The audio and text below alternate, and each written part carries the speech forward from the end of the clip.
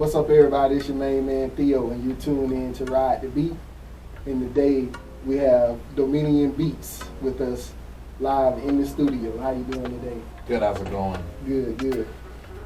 So, for everybody that don't know, go ahead and explain to the people the difference between a beat maker and a producer.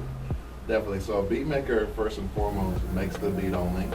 After that process is done, they're usually out of the process. And with the producer, they usually see the project from start to finish.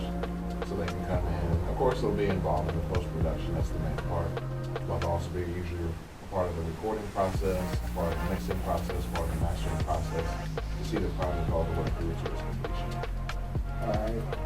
So, with the technology and everything that has come about lately versus how things used to be, how is it now being a producer? Is it harder to get your music to the artists, since some artists have what we call an in-house producer? Definitely. Well, I think it's actually a lot easier due to the fact that before it was, you have the major artists getting a label deal, record deal, and then they're pushing to the side, making millions of dollars. And that type of aspect is a little harder to get into the door with that way. But with there being so many independent artists these days, it's easier to work with different artists, different genres, and you're able to do so much more for submitting for these opportunities and everything. I personally use Music X-Ray, and Music X-Ray really opens up the door for you to be able to not only connect with the artists, but also connect with TV shows, movies, commercials, and things. So in this process right now with the COVID and people, kind of stationary, not moving around so much, has it been hard or easier to network with other producers, other artists? Definitely, it's actually been a lot easier overall because people seem to be trying a new thing, and they're like, okay, I want to get into music now. I've never done it before, and now I want to go and get into music.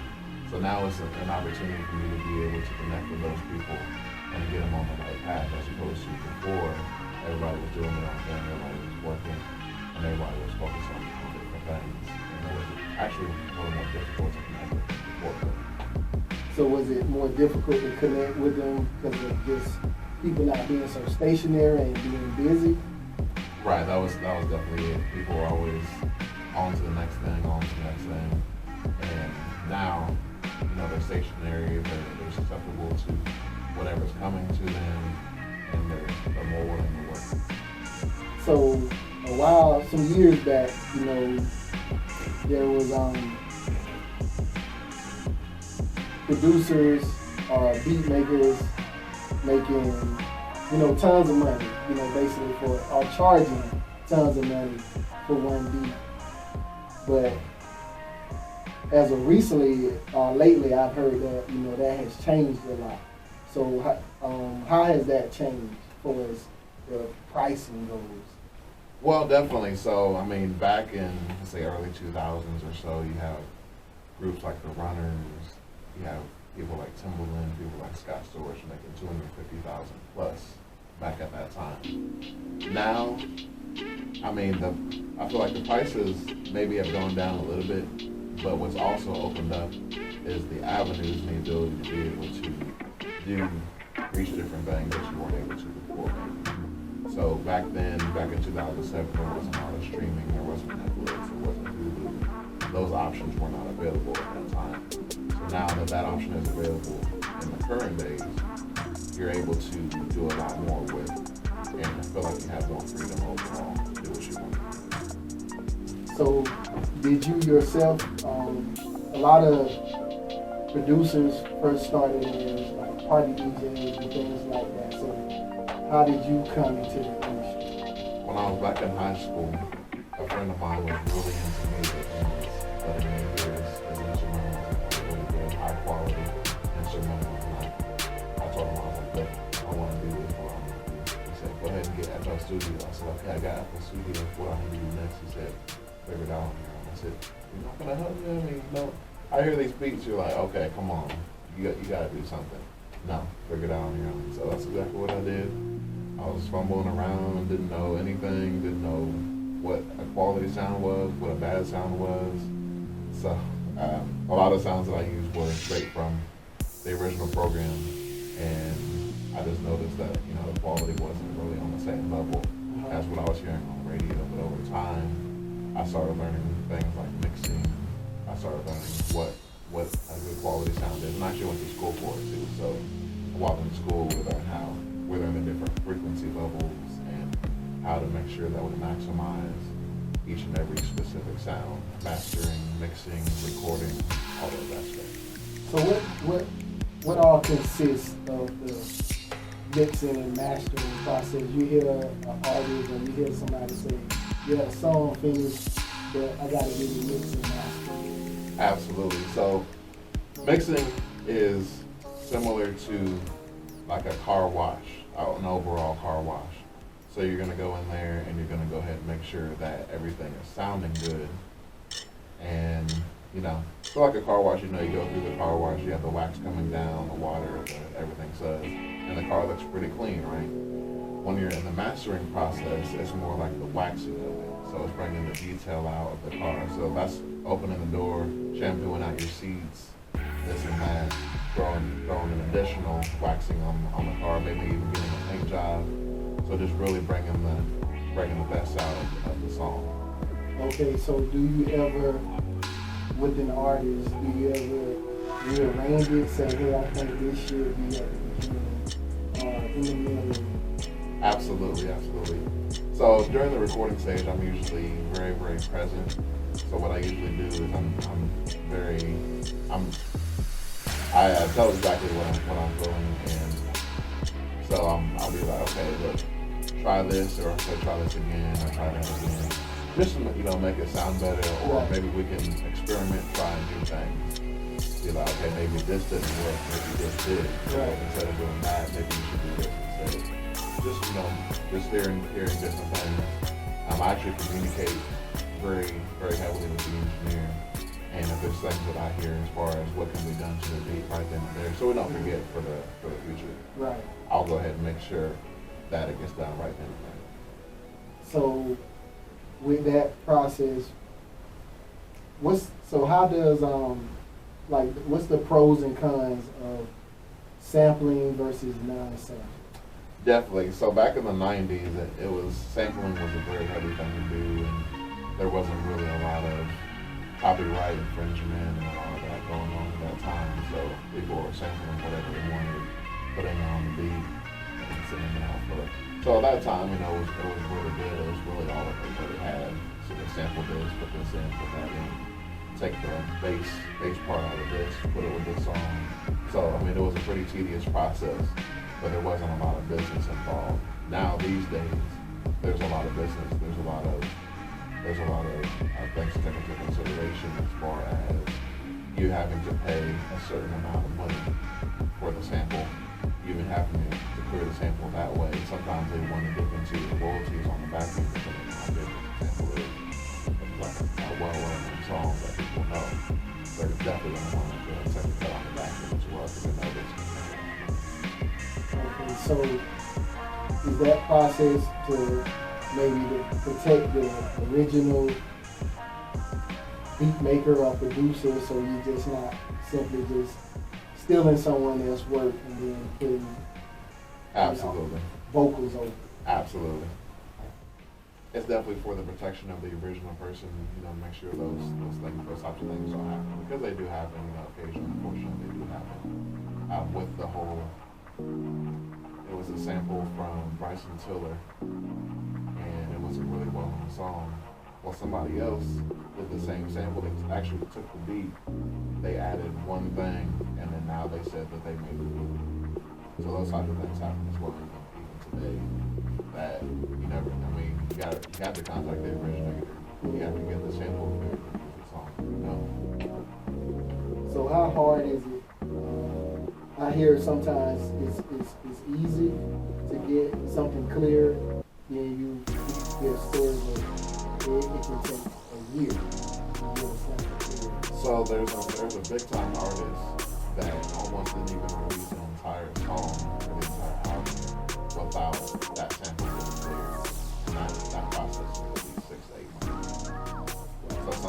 can take a little bit longer than other times. But I mean, especially if it's a well-known person, like if, and sometimes you can't even tell who it is. Maybe it's like a scream, or maybe it's like a certain sound that artist wants on their song. You can't always tell who the originator is. But it's so tedious that artist has that exact sample on their song in order for it to be successful. So, in your opinion, would you say it would be good to say if you like a certain song, right? That artist likes a certain song, you like the beat. Right. Would it be better to maybe bring in people who know how to play instruments and just kind of recreate? Absolutely. That's actually what Dr. Dre did. There was a particular song that somebody wanted. He literally brought all the live musicians in, from the bass player, the strings, to every aspect of the guitar. Had them come in, redo the whole song, and then use that as the original, and then create the beat around that. I think you can go both ways, but I think if someone that kind of more musically inclined can maybe play different instruments, go ahead and go about it that way. Right, absolutely. So, how do you feel about, because in the beginning there wasn't Instagram and YouTube. Do you think that's a great networking platform for producers? I absolutely do. I've actually used everything one by one as it was on the rise. Back when Twitter first came out, that was when I kind of jumped on. There was a lot of celebrities like, oh, I'm at Walmart, or I'm at, wherever they're going to. They're like, I'm here now. So they can connect with their fans. Right. But even back then, I was like, always using it as a networking platform to be able to connect with new artists and new artists. And I've actually got a lot of business from Twitter. And then as time progressed, Instagram came. Definitely, I definitely say So how long have you yourself been doing music? I know some people start as, they want to be an artist themselves. right. So, but they start as maybe a beat maker or producer. Did you just only want to, make beats, or did you start as an artist or anything like that? Definitely. So when I was 5 years old, I was on a plane. We were going to LA, and I was sitting in first class where you played me out. I remember that part. So this is what happened. I get on the airplane, and I put on the my headphones, and it was classical music. It was Bach, Brahms, Beethoven, and my mom was like, she picked up the headphones, she listened to it. She said, you can listen to anything you want. I said, I'm not gonna listen to anything I want. So I kept listening to classical music.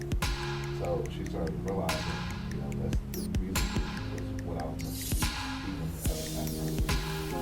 So at the age of 7 is when I started playing the piano for the first time, getting lessons all the way through high school. I actually got a scholarship my senior year to go to Tennessee State University, and then I came back after about a year, and then that's when I really started producing seriously at that point. So that's really when I knew at that point that there was never a time when I actually wanted to be solo as an artist. Mm-hmm. I've always wanted to be kind of in the background, but I know music has always been my thing. So you always had a feel or sound for music, something that you wanted to create. Absolutely.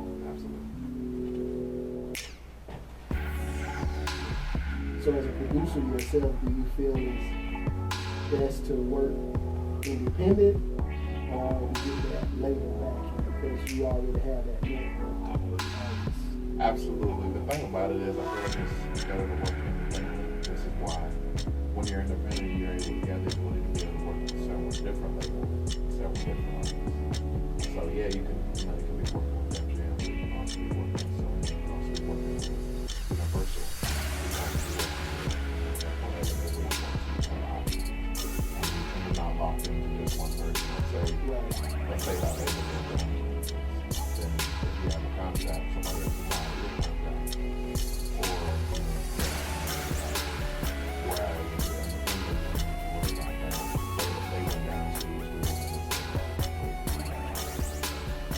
I feel like it's better to be independent Because that seems like the way, I'm not sure from the producer aspect, but it seems like that's the way a lot of artists are doing now. They're trying to own their own masters Right. and things like that. And speaking of that, what exactly, you know, a lot of people don't know exactly when you hear an artist say, I want to own my own masters. What exactly is that? Absolutely. So it's really the rights to your own recordings. And Michael Jackson, actually, what he did was shortly afterwards, he actually purchased the Beatles masters because they had no idea what he was. So he ended up purchasing them, and they became upset because they wanted to own masters. And he knew from a business sense that owning more masters was So, as a producer, do you have a selective sound, or are you someone that can work with any artist and any artist? I would definitely label myself as versatile. There's some producers that really say that they're versatile, but every single time that they do separately sound exactly like the other. So let's say they do, for example, a trap beat, a pop beat, okay, I want to do something like that beat on the trap beat. So, they say they're versatile whenever they focus on a different genre. They have a different genre in mind. And that can actually be dangerous because of the fact that people want you to be able to, work in a specific genre. Now there are times where an artist requests to have multiple genres combined. That's a different situation. Mm-hmm. Like sometimes you can do rock and pop together, sometimes you can do rock and R&B together, if that's requested by the artist. But it's not something you do where every single time you make a different type of genre, you're making music that sounds exactly like another one. If that makes sense. So, sometimes I can listen to music and I can, for instance, like R. Kelly.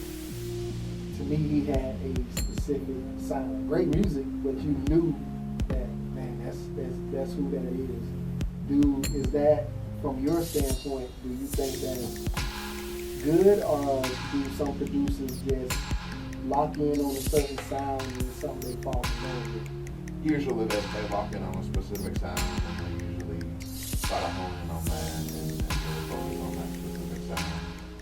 And I mean, these days and times you really need to be versatile and be able to do more than one. You can't just. There was a time, back in the '90s, where I'm an R&B producer, or I'm a hip hop producer. So you're a specific producer. So an artist would go and work, with this producer, they want this sound, work with this producer, they want that sound. Which, was good for that time, but I feel like now it's really good to be versatile, because why can't I, be on an R&B track and a pop track? Why can't I work with Monica and Madonna? Why I only have to be able to work with Madonna, or only work together with Monica? I should be able to do both. So have you yourself, I know, just like an artist, some producers like to work alone. Do you collaborate with other producers? I definitely do collaborate, depending on the situation. I definitely do like to collaborate, because sometimes when you hear something, it triggers something in my brain, so that way I'm able to create.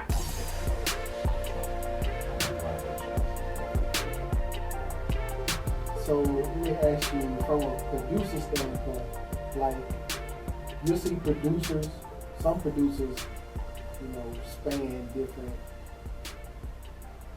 generations, they're around longer. Right.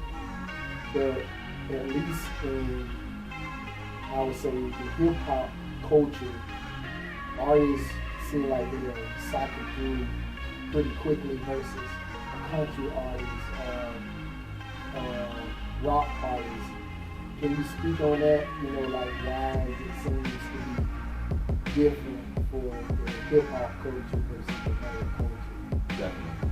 I have one person in mind, Jay-Z. Jay-Z has done something that a lot of artists these days cannot do, and that is being able to change with the times. So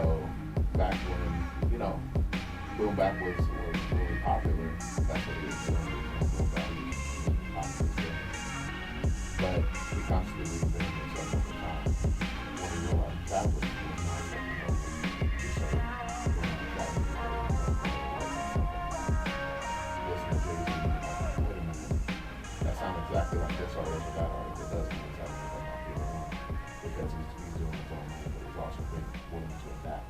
Right. So those artists who are willing to adapt and move with the times are those who seem to have longevity as opposed to those who want to keep their same sound. I can give you an example. Freddie Watt, for example, when he came out with a single that sounded really good, so he was like, okay, he should have been like, okay, let me go ahead and reinvent myself and try this or try that. Instead, he was like, okay, I'm going to do 10 songs that sound exactly the same, so that's exactly what he did. And as a result, everybody got really listening to that. Right. So you think it's good to be able to be versatile, you know, change up. So speaking of that, how hard is it for a producer? You know, sounds change. You know, you got artists who, a lot of rappers, they can kind of rap and sing, you know, that different trap R&B, you know. Right. So how do you think, from a producer standpoint, you was able to change with the time? Definitely. So there's an artist named Beyonce. A friend of mine, Chris, was like, listen, I have a request for you from Beyonce. At that time, best thing I ever had. So I'm like, okay, so far. So I created something that sounded like the best thing I ever had. Got it this way. He was like, yeah, sounds good. Go ahead and add some guitar right here. I think we're gonna go ahead and be set. So I added the guitar, got it mixed, sent it back to him. He's like, yeah, sounds good. He sent it to Beyonce's manager. Sounded great. I'm like, okay, you know, so we're gonna go ahead and move forward. We're not gonna move forward. So she was actually looking for what is called trap soul as of now. And at that time, that sound wasn't created yet, so I didn't know exactly what she was looking for. It was futuristic, but I didn't know what she was looking for at that time, so I wasn't able to create. The next signal that I heard was Strung Them Up. So I was like, okay, now I know that's the sound that she was looking for. It just wasn't created. Right. So it's always, it's always good to be, you know, up with the times and be able to change even as a producer. So somebody is singing, but I mean, you know, I get several different requests, and I get multiple requests of different things, combining this, combining that, or up tempo, or slower, or the different things.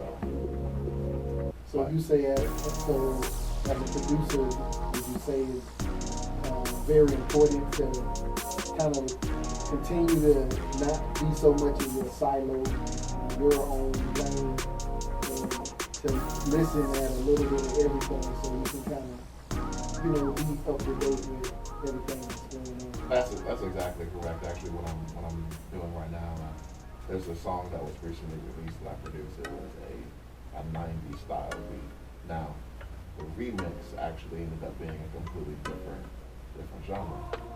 So, had I not known the difference between the two, being able to listen to 90s music, being able to listen to what's current and what's on the radio now, I wouldn't have been able to make that transition. Right. So, as a producer yourself, do you have a favorite for working with rappers or singers? To be honest with you, I mean, R&B is really my bread and butter, but I love working with rappers the same. So, I mean, I'm actually, you know, willing to work with about anybody as long as it's time for them. I feel like they're on that level where they can be successful. I always like to play with people. I think like recognition, I can do a little bit of artist development process and get you to the next level.